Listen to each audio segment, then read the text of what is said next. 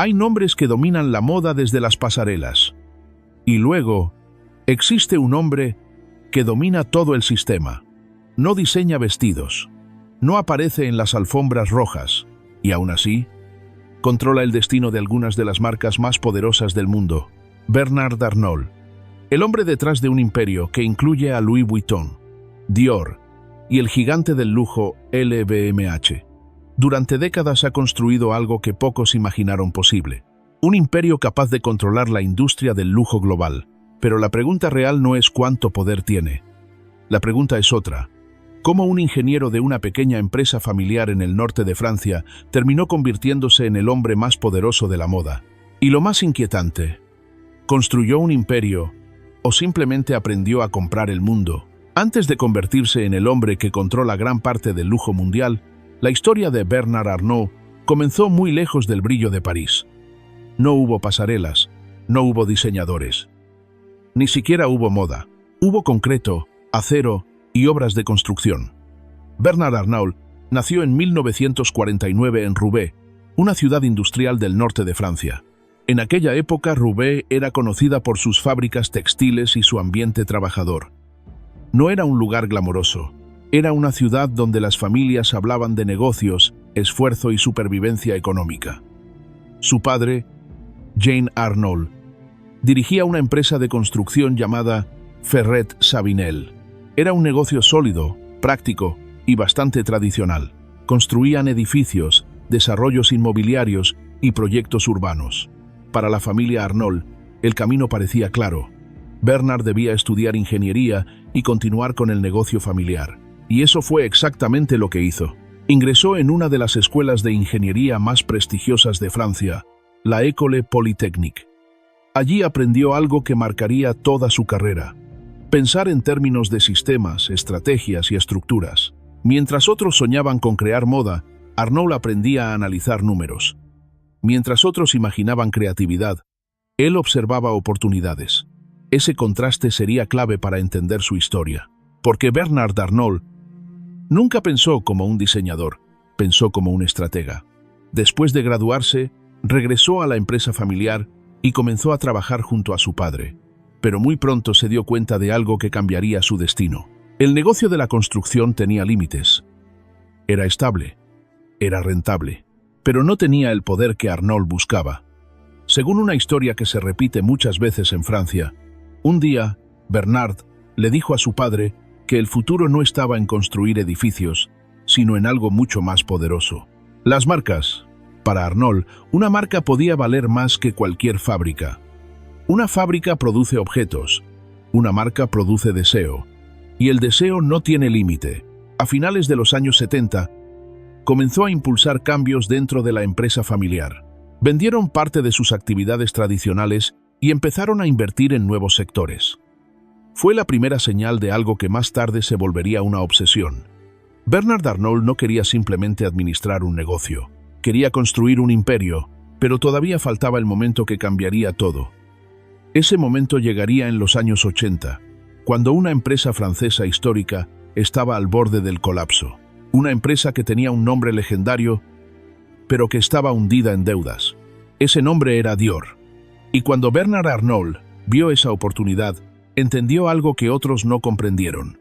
No estaba comprando una empresa, estaba comprando un símbolo. Lo que nadie imaginaba es que esa decisión marcaría el inicio de una de las transformaciones más radicales en la historia del lujo. Porque lo que Arnault haría después no sería simplemente salvar una marca, sería el primer paso para crear el imperio que hoy domina el lujo mundial. LVMH. Y en ese momento comenzaría una historia de poder, estrategia y ambición que cambiaría para siempre la industria de la moda. Pero antes de conquistar el lujo, Bernard Arnault tuvo que aprender a jugar un juego mucho más peligroso, el juego de las adquisiciones. Y la primera gran batalla estaba a punto de comenzar. A comienzos de los años 80, la industria del lujo en Francia estaba viviendo un momento extraño. Muchas casas históricas existían desde hacía décadas, algunas incluso desde el siglo XIX. Eran nombres legendarios, símbolos de elegancia y prestigio, pero muchas de ellas estaban mal gestionadas, cargadas de deudas o atrapadas en estructuras empresariales anticuadas. El lujo existía, pero todavía no era una industria global. Y fue en ese momento cuando Bernard Arnault vio algo que otros no veían: un sistema fragmentado, un mercado lleno de marcas legendarias, pero débiles, y sobre todo, una oportunidad. En 1984, el gobierno francés buscaba desesperadamente un comprador para un conglomerado industrial en crisis llamado Boussac Saint Frères. La empresa estaba al borde de la quiebra y empleaba a miles de trabajadores. Para muchos inversores, era una empresa problemática. Pero dentro de ese grupo existía una joya. Una marca con un nombre que todavía hacía soñar al mundo: Christian Dior. La mayoría de los inversores veían una compañía textil en ruinas. Bernard Arnault vio algo completamente distinto. Vio una marca con un poder cultural enorme. El nombre Dior todavía representaba elegancia, historia y prestigio. Había vestido a estrellas de cine, aristócratas y mujeres influyentes durante décadas, pero la empresa que lo controlaba estaba mal gestionada. Arnault tomó una decisión que muchos consideraron arriesgada. Con ayuda de inversionistas y financiamiento bancario, compró el grupo Boussac en 1984. Sin embargo, lo que hizo después reveló su verdadera estrategia. Vendió casi todas las actividades del grupo: las fábricas textiles, las empresas secundarias, los negocios industriales. Todo desapareció, excepto una cosa: Dior. Arnault no había comprado una empresa textil, había comprado una marca. Fue una decisión fría, calculada y extremadamente controversial en Francia. Miles de empleos se perdieron durante la reestructuración, pero desde el punto de vista estratégico, Arnault había hecho algo brillante. Había aislado el activo más valioso, y ese activo se convertiría en la puerta de entrada al mundo del lujo. A partir de ese momento, Bernard Arnault empezó a comprender algo fundamental: el lujo no funcionaba como otras industrias. Una marca fuerte podía crecer durante décadas, podía conquistar nuevos mercados, podía multiplicar su valor sin necesidad de grandes fábricas. Pero para lograrlo, hacía falta algo que muchas casas de moda no tenían: disciplina empresarial. Arnault comenzó a modernizar la gestión de Dior, invirtió en marketing, reforzó la identidad de la marca y empezó a pensar en algo mucho más grande. No quería simplemente dirigir una casa de moda, quería controlar varias. Y muy pronto aparecería una oportunidad todavía más grande: una batalla empresarial que cambiaría el equilibrio de poder en el lujo. Una guerra silenciosa dentro de un grupo llamado LVMH. En ese momento, nadie imaginaba que Bernard Arnault estaba a punto de convertirse en el hombre más poderoso de la industria. Pero para lograrlo, tendría que enfrentarse a empresarios experimentados, alianzas rotas y una lucha financiera que en Francia muchos describieron como una verdadera guerra. Una guerra por el control del lujo. Y Bernard Arnault estaba listo para jugar. A finales de los años 80, el mundo del lujo estaba cambiando rápidamente. Las grandes casas de moda seguían siendo símbolos culturales poderosos, pero detrás de ese glamour empezaba a formarse algo nuevo: una industria global. Y en el centro de ese cambio estaba un conglomerado que apenas comenzaba a existir: LVMH. El grupo había nacido de la fusión entre dos gigantes franceses: Louis Vuitton, famoso por sus baúles y artículos de viaje, y Moet Chandon, junto con Hennessy. La idea parecía brillante: unir marcas de lujo bajo una misma estructura. Pero en la práctica, la empresa estaba llena de tensiones internas. Dos líderes competían por el control del grupo. Por un lado estaba Alain Chevalier, por el otro, Henri Racamier. La rivalidad entre ellos era profunda. Ambos querían controlar la dirección del conglomerado, y fue precisamente esa división la que abrió la puerta a Bernard Arnault. En ese momento, Arnault ya había demostrado algo importante con Dior. Sabía detectar marcas valiosas, sabía reestructurar empresas, y sobre todo, sabía moverse en el mundo de las finanzas.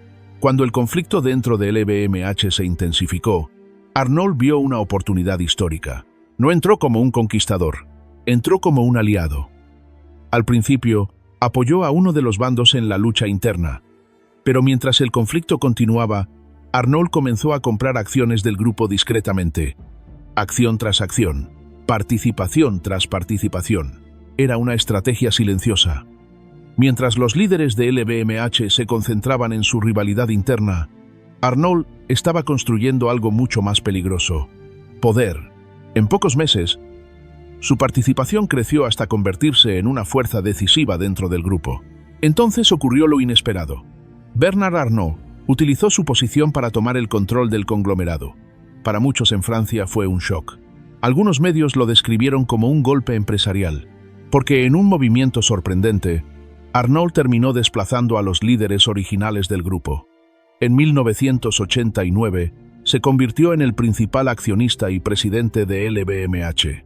La guerra había terminado, y Bernard Arnault había ganado. Pero lo más interesante es que para él la batalla apenas comenzaba. Controlar LVMH no era el objetivo final, era solo el punto de partida. Arnault tenía una visión que pocos entendían en ese momento. No quería simplemente dirigir un conglomerado, quería crear el grupo de lujo más poderoso del planeta. Un imperio capaz de reunir a las marcas más prestigiosas del mundo bajo un mismo techo. Y para lograrlo, empezaría una serie de adquisiciones que cambiarían la industria para siempre. Cada nueva compra ampliaría su influencia, cada nueva marca reforzaría su dominio. Y poco a poco, el nombre LVMH dejaría de ser solo un conglomerado. Se convertiría en el corazón del lujo global. Pero lo que vendría después sería aún más ambicioso. Porque Arnault no solo quería comprar marcas, quería controlar el futuro del lujo. Cuando Bernard Arnault tomó el control de LVMH a finales de los años 80, muchos pensaban que el grupo era simplemente una colección de marcas prestigiosas. Pero Arnault veía algo completamente distinto. Para él, LVMH no era un conjunto de empresas, era una plataforma de poder. Su idea era revolucionaria para la época: reunir las marcas de lujo más importantes del mundo bajo una misma estrategia empresarial. Hasta entonces, la mayoría de las casas de moda funcionaban de forma independiente. Eran negocios familiares o pequeñas compañías centradas en su propia tradición. Arnault cambió esa lógica. Imaginó una red global de marcas, cada una con su identidad, pero todas respaldadas por la fuerza financiera de un mismo grupo. Era una visión completamente nueva del lujo. En lugar de competir entre sí, las marcas podían crecer juntas, con más recursos, más distribución, más influencia internacional. Pero para construir ese imperio, Arnault necesitaba algo fundamental: más marcas. Durante los años 90, comenzó una ola de adquisiciones que transformaría el panorama del lujo. Una de las primeras fue la casa italiana Fendi. Fundada en Roma en 1925, Fendi era famosa por su trabajo con pieles y su elegancia sofisticada. Bajo el paraguas de LVMH, la marca encontró nuevos recursos para expandirse globalmente. Poco después, Arnault incorporó otra casa histórica francesa, Givenchy. Givenchy ya tenía una reputación fuerte en la alta costura, pero Arnault entendía que el futuro del lujo no estaba solo en la pasarela. Estaba en el mercado global. Asia empezaba a emerger como un nuevo centro de consumo. Estados Unidos seguía siendo un mercado enorme, y el turismo internacional estaba creciendo rápidamente. Arnault reorganizó el grupo para aprovechar ese cambio. Invirtió en boutiques propias, refuerzó la distribución internacional y fortaleció la imagen de cada marca. Pero lo más interesante de su estrategia era algo muy sutil. Arnault no intentaba uniformar las marcas. Cada casa mantenía su propia identidad creativa. Louis Vuitton seguía representando tradición y artesanía. Fendi conservaba su elegancia italiana. Givenchy mantenía su herencia de alta costura. Lo que Arnault centralizaba no era la creatividad, era el poder empresarial, finanzas, distribución, marketing global. Ese equilibrio entre independencia creativa y control estratégico se convertiría en la fórmula secreta de LVMH. Y poco a poco, el grupo empezó a crecer a una escala que nadie había imaginado. Cada nueva adquisición ampliaba el imperio, cada nueva marca reforzaba su posición. Y mientras otras compañías intentaban competir, Arnault seguía comprando. Pero su verdadero talento no estaba solo en adquirir marcas, estaba en elegir a las personas correctas para dirigirlas. Porque detrás de cada gran casa de moda existe una figura clave: el diseñador. Y Arnault tenía un instinto extraordinario para detectar talento. Ese instinto lo llevaría a tomar algunas de las decisiones creativas más importantes de la historia reciente de la moda. Decisiones que cambiarían la identidad de varias casas históricas y que demostrarían que Bernard Arnault no solo entendía los negocios, también entendía el poder de la creatividad. Construir un imperio del lujo no consistía solo en comprar marcas. Para Bernard Arnault había otro elemento mucho más delicado, mucho más impredecible: la creatividad. Las casas de moda viven y mueren por una sola cosa: la visión de sus diseñadores. Un diseñador brillante puede transformar una marca histórica en un fenómeno cultural, pero un error creativo puede destruir años de prestigio en cuestión de temporadas. Por eso, Arnault desarrolló una habilidad que muchos en la industria consideran una de sus mayores fortalezas: saber elegir a los diseñadores correctos. Durante los años 90 y 2000, tomó decisiones que cambiarían el destino de varias casas de moda dentro de LVMH. Una de las más audaces ocurrió cuando nombró a John Galliano como director creativo de Christian Dior. Galliano era conocido por su imaginación teatral, sus desfiles espectaculares y su capacidad para reinterpretar la historia de la moda con una energía completamente nueva. Muchos consideraron el nombramiento arriesgado, pero Arnault entendía algo fundamental: el lujo necesita emoción. Bajo la dirección de Galliano, Dior volvió a ocupar el centro de la conversación en la moda internacional. Poco después, Arnault volvió a apostar por otro talento excepcional: Alexander McQueen en Givenchy. McQueen era provocador, radical y profundamente creativo. Sus desfiles mezclaban arte, oscuridad y narrativa de una manera que pocos diseñadores habían logrado. Aunque su paso por Givenchy fue complejo, la apuesta demostró algo importante: Arnault no buscaba diseñadores seguros, buscaba genios.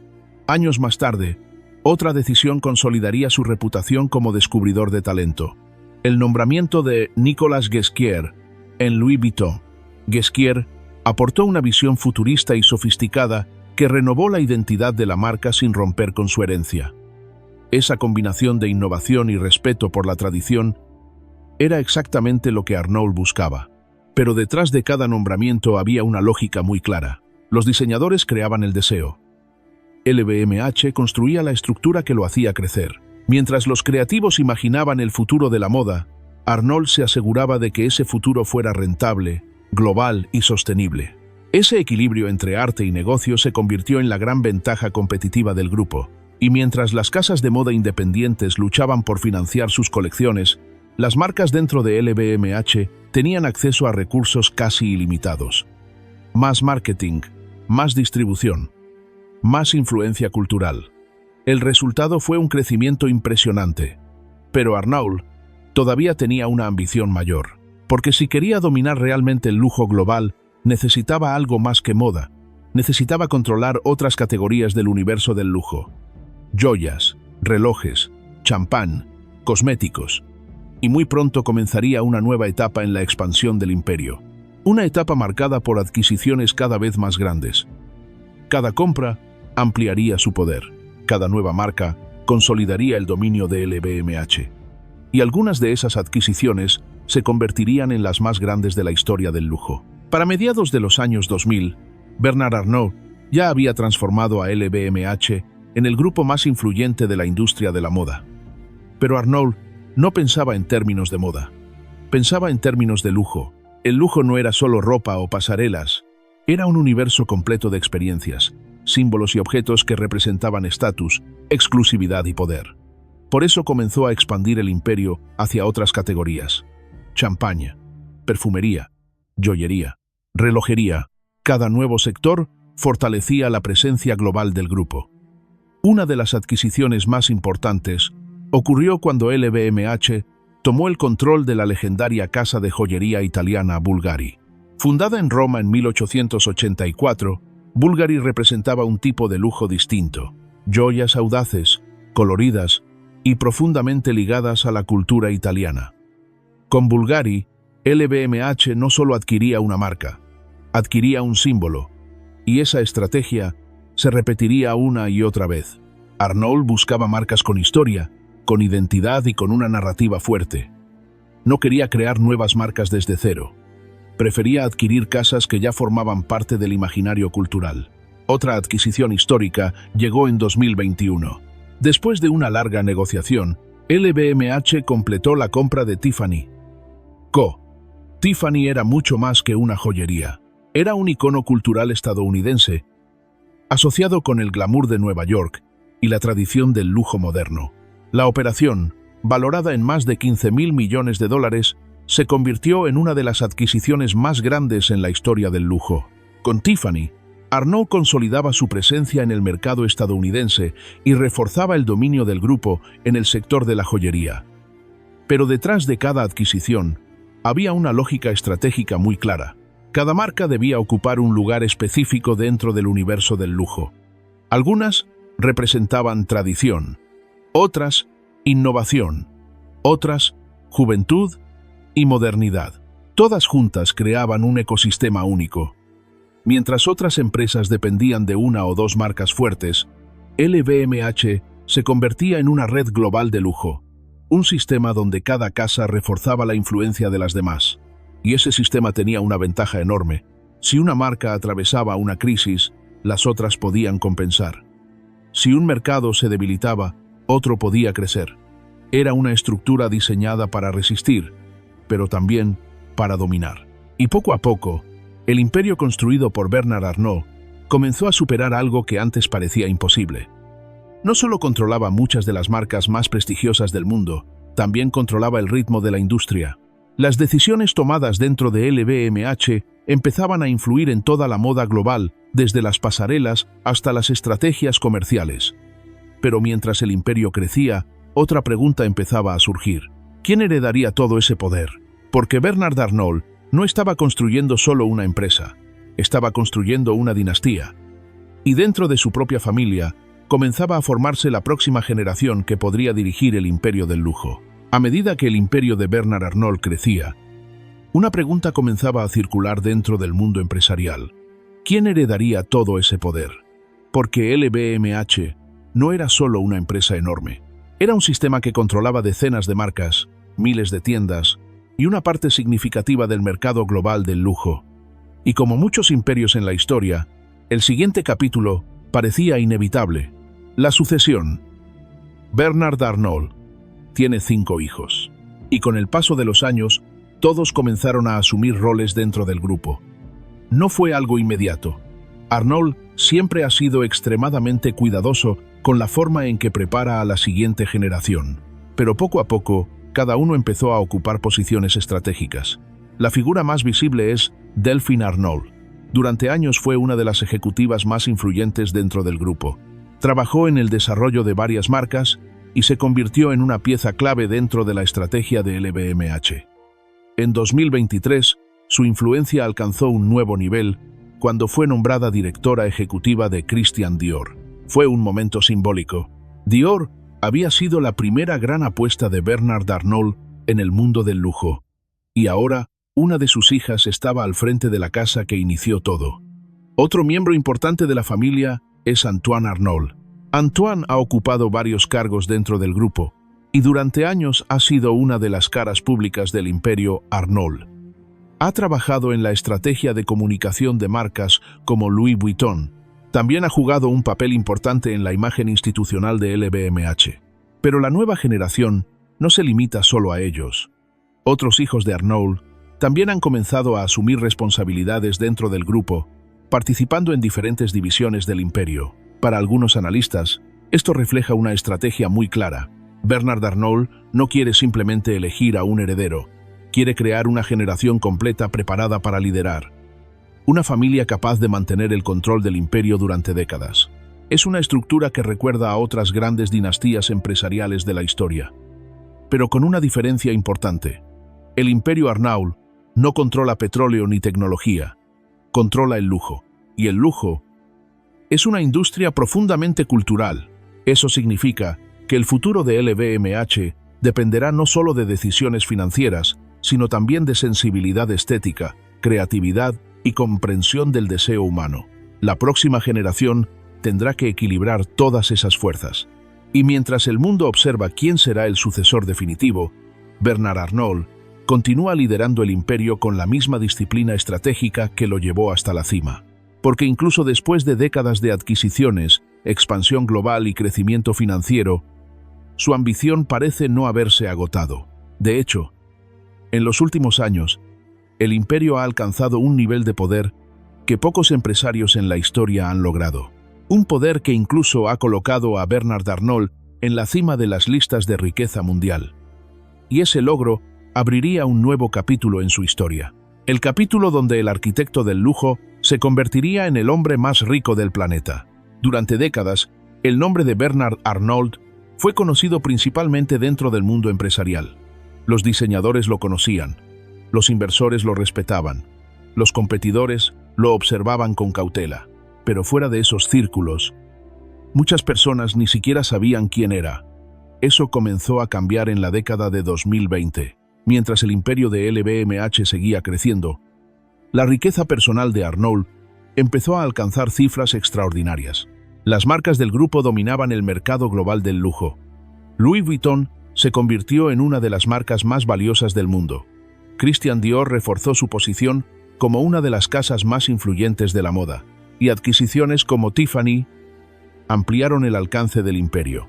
El resultado fue un crecimiento financiero impresionante. El valor de mercado de LVMH se disparó. Las ventas aumentaron en Europa, Asia y Estados Unidos. Y poco a poco, el patrimonio de Bernard Arnault comenzó a competir con los nombres más famosos del mundo empresarial. Durante años, las listas de riqueza global habían estado dominadas por empresarios tecnológicos, personas como Elon Musk y Jeff Bezos. Pero en 2023, ocurrió algo que muchos consideraron simbólico. Arnault alcanzó el primer lugar en varias clasificaciones de riqueza mundial. Un empresario del lujo superaba a los gigantes de la tecnología. Para algunos analistas, ese momento representó algo más profundo. Demostraba el poder cultural y económico del lujo moderno. Mientras la tecnología cambia rápidamente, las marcas de lujo tienen una característica diferente. Pueden sobrevivir generaciones. Una casa como Louis Vuitton tiene más de 160 años de historia. Dior ha influido en la moda desde 1947. Esas marcas no dependen de una sola innovación tecnológica. Dependen de algo más poderoso. Deseo. Y Bernard Arnault había construido un sistema capaz de convertir ese deseo en un negocio global extraordinariamente rentable. Pero su riqueza también generó críticas. Algunos observadores cuestionaron el impacto de la concentración de poder en la industria del lujo. Otros señalaron que el éxito de LVMH también dependía del trabajo creativo de diseñadores, artesanos y equipos alrededor del mundo.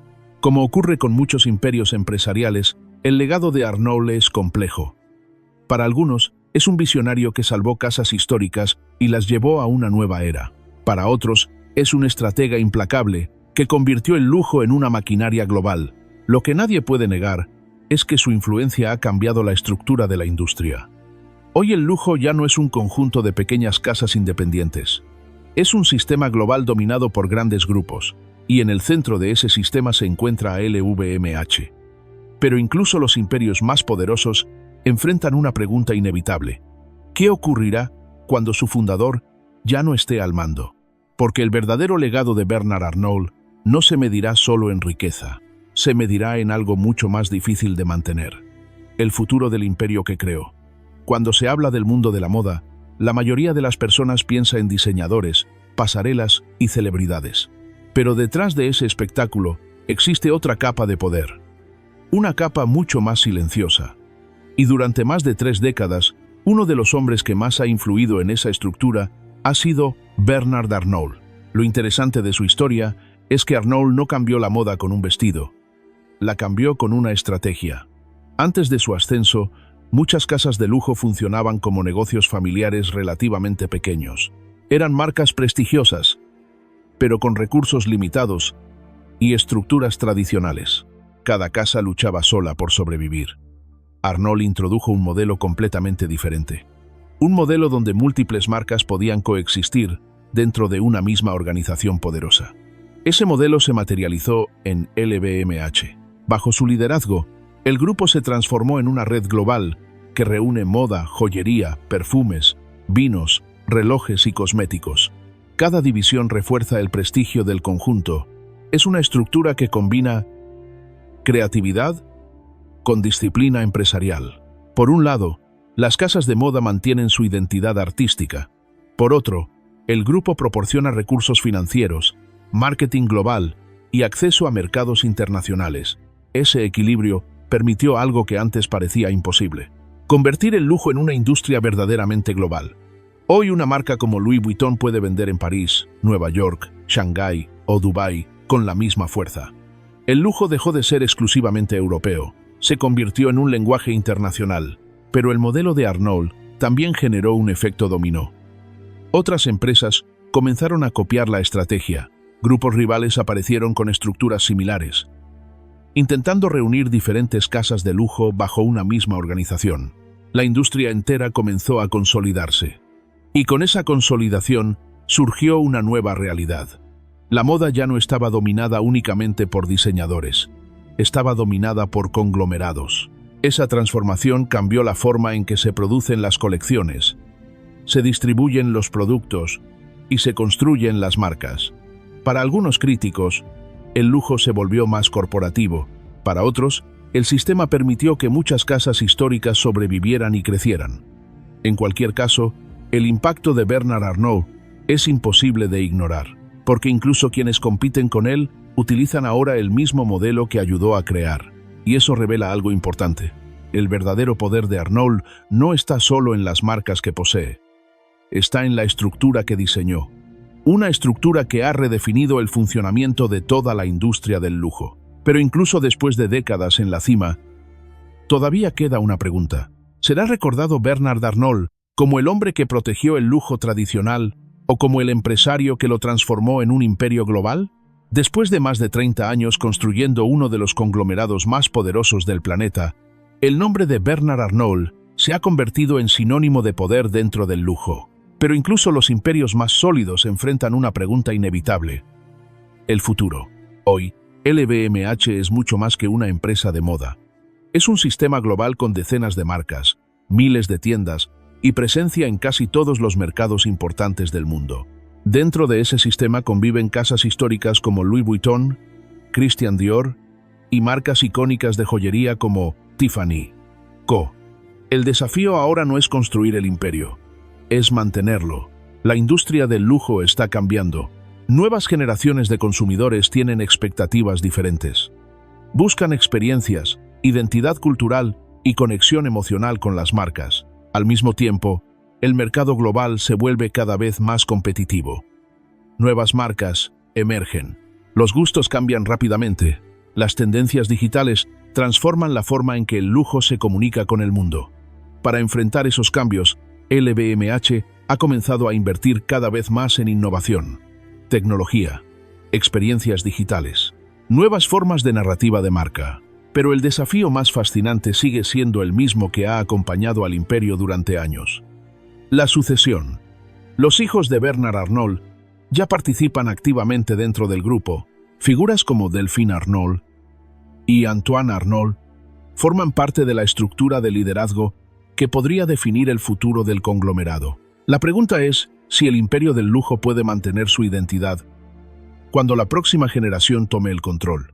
Porque lo que Bernard Arnault construyó no es solo un grupo empresarial, es una arquitectura compleja de marcas, creatividad y estrategia financiera. Un equilibrio delicado entre tradición e innovación. Mantener ese equilibrio será uno de los mayores retos en la historia del lujo moderno. Y quizás por eso, el legado de Arnault no se medirá solo por la riqueza acumulada. Se medirá por algo mucho más difícil: la capacidad de su imperio para sobrevivir más allá de su fundador. La historia de Bernard Arnault no es la historia de un diseñador, es la historia de un estratega, un hombre que comprendió algo que muchos en la industria tardaron décadas en aceptar: que el lujo no es solo creatividad, también es poder. Al reunir marcas históricas dentro de LVMH, Arnault creó un sistema capaz de transformar casas tradicionales en gigantes globales. Bajo su liderazgo, nombres legendarios como Louis Vuitton y Christian Dior no solo sobrevivieron, se convirtieron en símbolos dominantes del lujo contemporáneo. Para algunos, Bernard Arnault es el arquitecto que salvó a muchas de estas casas y las llevó al siglo XXI. Para otros, es el empresario que transformó la moda en una maquinaria global. Pero más allá de las opiniones, hay un hecho que nadie discute. Durante más de 3 décadas, el destino del lujo mundial ha estado profundamente influenciado por un solo hombre. Un hombre que rara vez aparece en las pasarelas, un hombre que casi nunca habla en público. Y sin embargo, uno de los hombres más poderosos de toda la industria. Porque al final, el verdadero lujo no siempre se muestra. A veces, simplemente controla el mundo detrás del escenario.